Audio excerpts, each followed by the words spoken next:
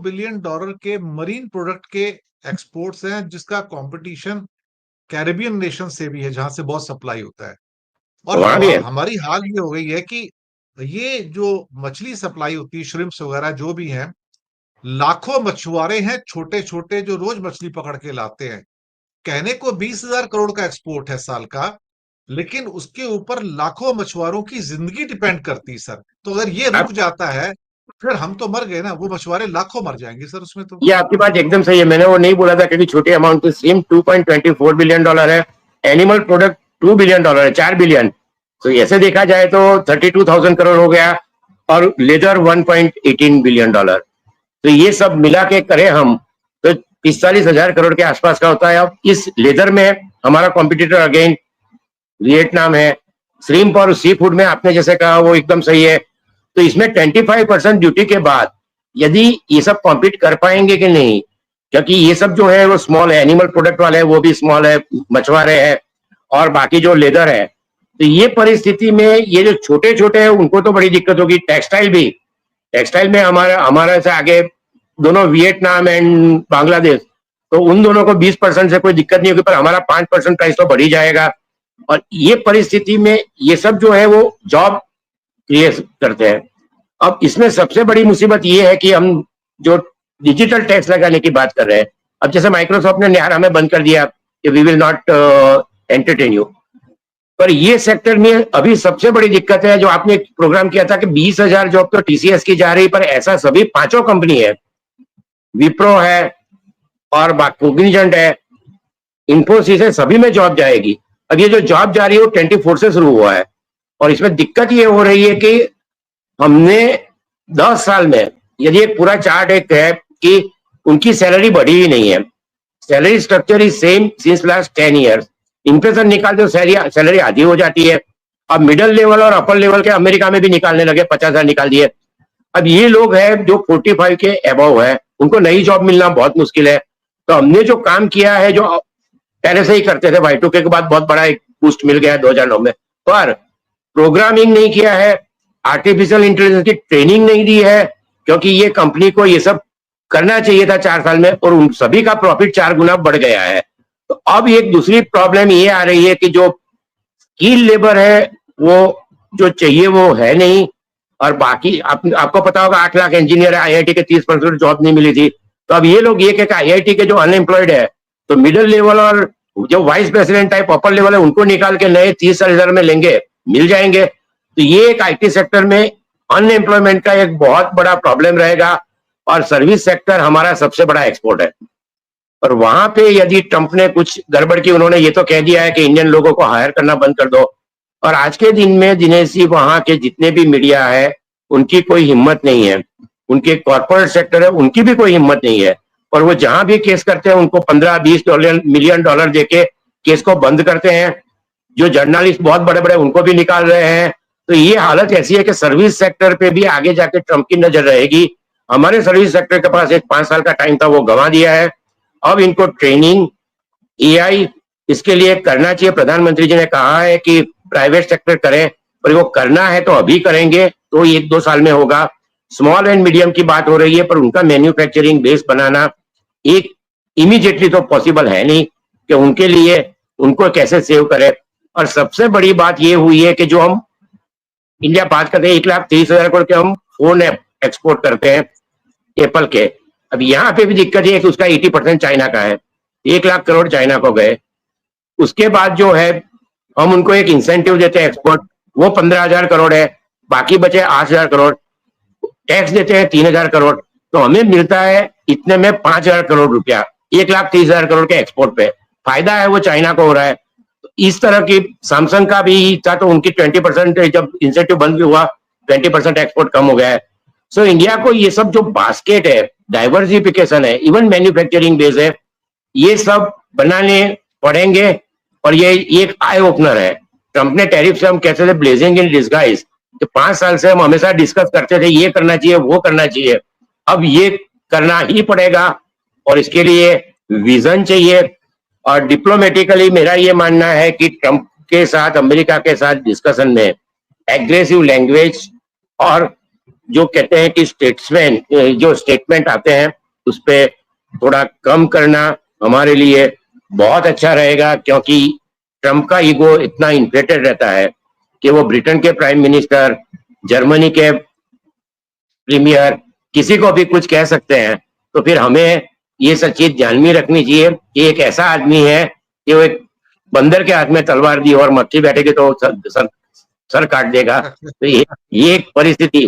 तो ये अब जी, आपकी बात टाइटल सही है, ग्रीम सिनारियो है, जॉब सिनारियो ग्रीम है। जैसे मैंने कहा है कि ये एक्सपोर्ट जो हम फोन और सब जो बात करते हैं, तो अब हमें मेक इन इंडिया, जिसका लोगो भी चाइना से आया था और स्विट्जरलैंड का जो, अब मेक इन इंडिया और स्किल इंडिया जो अभी तक 10 साल में नहीं किया है, अब सीरियसली लेके 1 या 2 साल में बड़े स्केल पे करना पड़ेगा, क्योंकि रिसर्च एंड डेवलपमेंट में हमारा कोई कंट्रीब्यूशन ज्यादा है नहीं।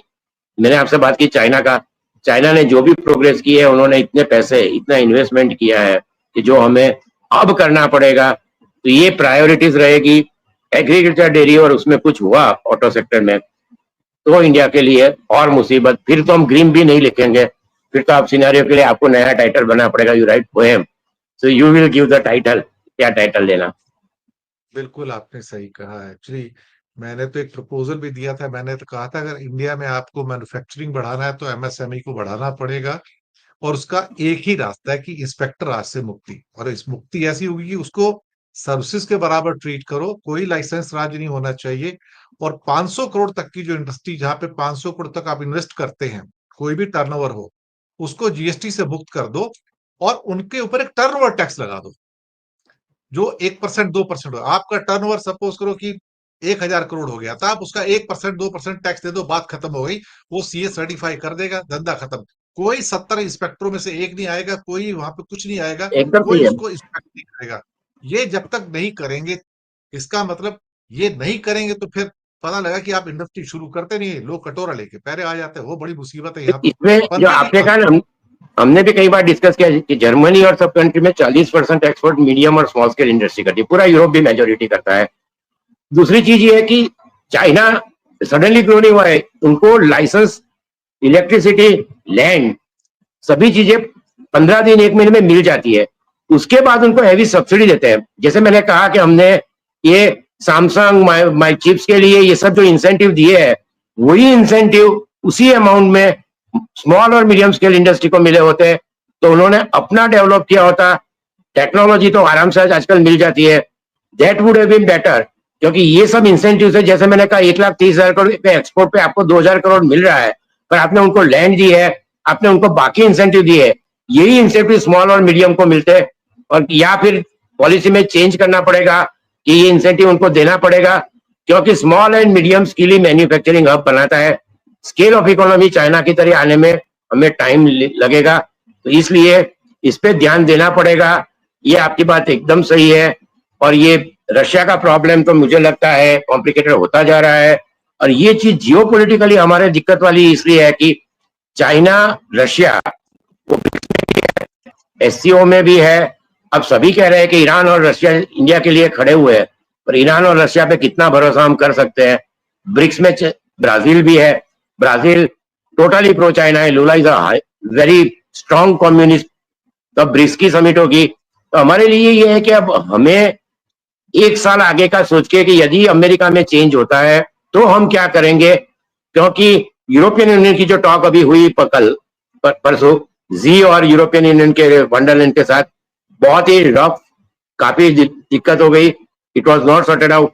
तो एक चीज ये है कि यूरोप चाइना के साथ अभी जा रहा है क्योंकि उनके पास कोई चारा नहीं है, पर लॉन्ग टर्म में European union, America, Japan, Korea एक साथ रहेंगे, तो हमें लॉन्ग टर्म में अब धीरे धीरे हमारे संबंध यूरोपियन यूनियन, जापान, कोरिया, उनके साथ अच्छे करने पड़ेंगे। और अमेरिका से 1 साल के लिए ट्रंप को झेल लें, उसके बाद जो आगे आएगा। पर अभी जो ज्यादा ट्रंप के लिए भी होगा, जैसे हाउडी जैसा, तो फिर डेमोक्रेटिक पार्टी आगे जाके कांग्रेस में आएगी। इसलिए हमें अब जो है वो बैलेंस, विजनरी फॉरेन पॉलिसी रखनी पड़ेगी, और जी से सीखना पड़ेगा, जितना कम बोले। जी अभी तक अमेरिका के लिए कोई स्टेटमेंट नहीं किया है, बहुत ड्यूटी लगी, बहुत चीजें हुई, उनके डिप्लोमेट भी उनको मिलते हैं, कहते हैं वी आर एग्रीइंग पर कुछ किए बिना वापस आ जाते हैं। लंदन में, जिनीवा में, स्टॉकहोम में अच्छी तरह हाथ मिलाया, वापस आ गए, किसी ने कोई स्टेटमेंट नहीं दिया है। अमेरिका स्टेटमेंट देता है बहुत अच्छा हो रहा है, पर वहां उनका लीवरेज है कि अमेरिका में जॉब जा रही है, पोर्ट खाली है, माल अब खत्म हो रहा है, तो इनको इतना डर है वहां पे। तो ये हमारे पास ये नहीं है, इसलिए हमें ये भी ध्यान रखना चाहिए कि चाइना इतना होने के बावजूद भी एक काम एंड कूल डिप्लोमेसी कर रही है, वही हमें करना चाहिए। मुझे दिनेश जी। लगता है कि मुझे एक आपसे एक छोटी सी 5 मिनट की टिप्पणी एससीओ पे ले लेना चाहिए। आ, बहुत स्मार्ट चाल चली शी जिनपिंग ने कल। एज ए गेस्ट अजरबैजान और टर्की को इनवाइट किया और इंडिया ने उस पर ऑब्जेक्शन लिया, लेकिन मुसीबत है कि इंडिया कर क्या सकता है? कुछ भी नहीं कर सकता। वो होस्ट कुछ नहीं कर कंट्री है, सकते। वो उसका प्रेरोगेटिव है, जिसको बुलाए ना बुलाए। But this is how which is called a very smart and sharp diplomacy, कि without speaking a word you are doing it. और मुझे लगता है इंडिया में भी टाइम आ गया कि जयशंकर को टाटा बाय कहना चाहिए। हालांकि उसको बुरा लगेगा वैसे, लेकिन मुझे लगता है एक मैच्योर आदमी आना चाहिए वहां पर, जो यूरोपियन यूनियन के साथ बैठ के यूरोप में जाके ये ना कहे कि तुम्हारे डबल स्टैंडर्ड है, हिपोक्रेसी है। एक विदेश मंत्री को ये शब्द नहीं कहने चाहिए। और जो आदमी पहले विदेश सचिव रह चुका है, अगर वो उन शब्दों का इस्तेमाल करता है, तो उसकी वजह से जो संबंध है बिगड़ जाते हैं। विदेश नीति वो जहां एक एक शब्द महत्वपूर्ण है। आपका एक गलत शब्द गया तो उसके कॉन्सिक्वेंसेस बहुत हैवी हैवी है। इसलिए शी जिनपिंग कम बोलते हैं, लेकिन जब बोलते हैं तो दुनिया सुनती है। और मुझे लगता है कि ये 3 सितंबर को जब जो 80th एनिवर्सरी मनाई जा रही है तियानजिन के अंदर, इसकी बीजिंग के अंदर, सेकेंड वर्ल्ड वॉर की, जब पुतिन भी आ रहे हैं, शायद जिनपिंग भी आ रहे हैं, पक्का आ रहा है, इनविटेशन दे दिया, वो आएगा आएगा। तो जब ये जिनपिंग, ट्रंप और क्या कहते हैं पुतिन। कि पुतिन बैठेंगे, इनको मैं ब्रह्मा विष्णु महेश बोलता हूँ आजकल में। ये तीनों इस धरती के ब्रह्मा विष्णु महेश है। ये तीनों जो है, तो इससे बड़ा कोई दुनिया में फोटोग्राफ फ्रेम हो नहीं सकता कि एक लाइन में तीन खड़े हैं, पुतिन, शी जिनपिंग और ट्रंप। तो most powerful people on the earth है। क्या कोई हल निकल सकता है यहाँ से? कोई शांति की स्थापना हो नहीं, सकती है यहाँ से तीनों नहीं, मिलेंगे तो? शांति शांति की स्थापना होने के चांसेस कम है, क्योंकि ट्रंप पुतिन के प्रेशर में तो रहते हैं। जैसे यूक्रेन वॉर हो रही है, उसमें अभी तक रशिया को उन्होंने रोज के 1,000 सोल्जर मर रहे हैं, 50,000 स्क्वायर किलोमीटर वापस ले लिया यूक्रेन ने, एक दिन में $60 बिलियन के उनके प्लेन है। तो यूक्रेन की जो वॉर है वो स्टकअप हो गई है, रशिया आगे जा नहीं रहा है, और उनका 30% तो आर्मामेंट खत्म हो गया है।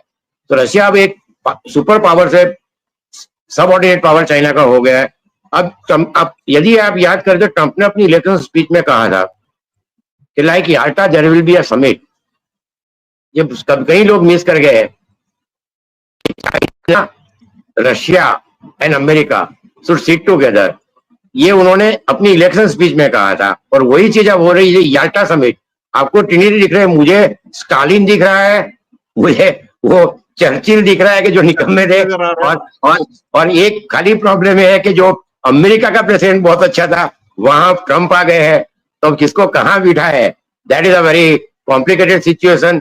तो हमें इसमें दो चीजें हैं, एक तो ट्रंप का, दूसरा एक बहुत बड़ी चीज हो रही है वो पाकिस्तान के साथ हो रही है। कि पाकिस्तान को ट्रंप प्रॉम्प्ट कर रहे हैं, पाकिस्तान को चाइना भी कर रहा है, और रशिया ने भी 22,000 करोड़ के उनके साथ कॉन्ट्रैक्ट किए हैं। तो ये जो परिस्थिति है, इसलिए हमें काफी, मैं कहता हूं ना, बैलेंसिंग एक्ट तो नहीं, पर अब काफी डिफिकल्ट है कि तीनों कंट्री जो है वो पाकिस्तान के साथ है।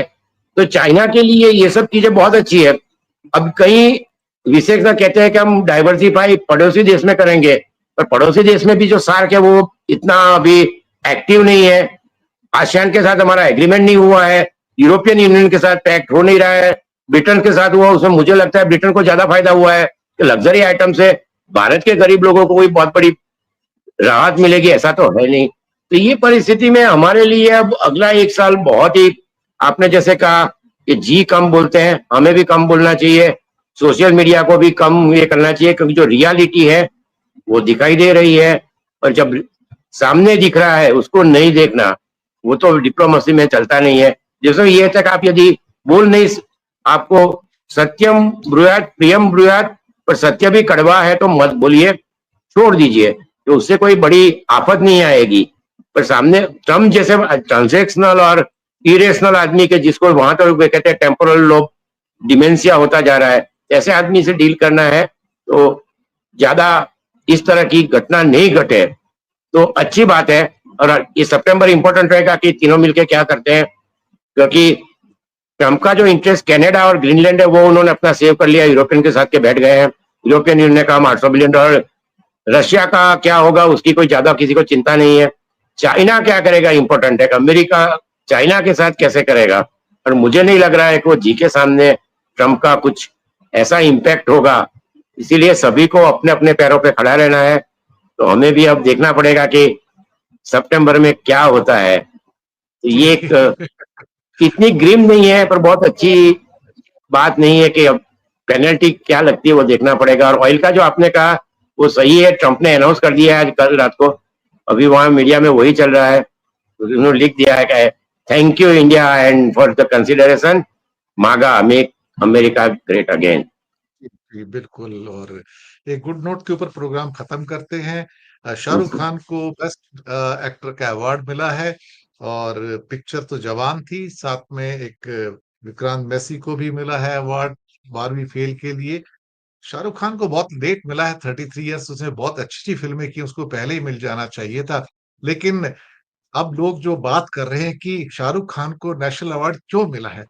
तो अब उसको उसका कनेक्शन ढूँढा जा रहा है कतर के साथ में, कि वहाँ से जो हिंदुस्तान का एक्चुअली क शाहरुख खान भी एक एम्बेसडर है हिंदुस्तान का देखा जाए तो, और जो हिंदुस्तान के लिए कुछ अच्छी चीज़ें कर रहा है और शायद मोदी सरकार का वो फ़ेवरेट भी है मुझे लगता है आज की डेट में। नहीं, और मैं शाहरुख खान आपको, जैसे कि राज कपूर था, इसराइल, इजिप्ट है, इसराइल है, जर्मनी है, बहुत पॉपुलर है।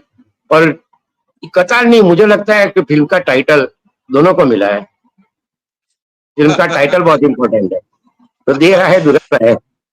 जी, जी, जी। मैंने एक इनडायरेक्टली बात की कतर कनेक्शन क्या था, तो वहाँ पे जो तो काम सही कर है रहा था आपका। पर नहीं, पॉपुलर तो बहुत है, इजिप्ट में, जर्मनी में, इवन इसराइल में। जी, पर ये जी, टाइटल जी, है वो दोनों एक्टर को भी मिला है, एक्ट्रेस को भी मिला है। तो जी, बिल्कुल।